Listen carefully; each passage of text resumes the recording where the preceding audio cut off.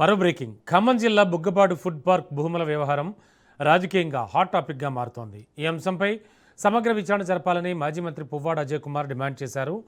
Market విలువకు విరుద్ధంగా అనుయాయుల కంపెనీలకు ఫుడ్ పార్క్ భూములు కేటాయించారంటూ విక్రయించారంటూ కూడా ఆరోపణలు చేశారు. ఈ వ్యవహారంలో మంత్రి తుమ్మల నాగేశ్వరరావు పాత్రపై పారదర్శక దర్యాప్తు జరగాలని డిమాండ్ చేశారు. అలాగే నిబంధనలకు విరుద్ధంగా సీతారామ ప్రాజెక్టు కాలువ ప్రాంతం నుంచి మట్టి కలప అక్రమ రవాణా జరుగుతోందని ఆరోపించారు. కాంగ్రెస్ ప్రభుత్వం ఏర్పడిన తర్వాత ఉమ్మడి ఖమ్మం జిల్లాలో భూదందాలు, మట్టి ఇసుక అక్రమాలు పెరిగాయని పువ్వాడ విమర్శించారు. గతంలో బీఆర్ఎస్ ప్రభుత్వం హయాంలో ఫుడ్ పార్కు కేటీఆర్ శంకుస్థాపన చేసిన విషయాన్ని పువ్వాడ గుర్తు చేశారు.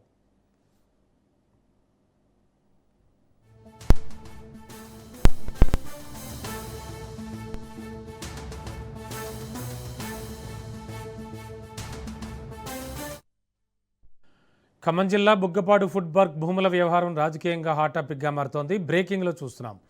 ఈ అంశంపై సమగ్ర విచారణ జరపాలని మాజీ మంత్రి పువ్వాడ అజయ్ కుమార్ డిమాండ్ చేశారు. మార్కెట్ విలువకు విరుద్ధంగా అనుయాయుల కంపెనీకి ఫుడ్ పార్క్ భూములు విక్రయించారంటూ ఆయన ఆరోపణలు చేశారు. ఈ వ్యవహారంలో మంత్రి తుమ్మల నాగేశ్వరరావు పాత్రపై పారదర్శక దర్యాప్తు జరగాలని డిమాండ్ చేశారు ఆయన.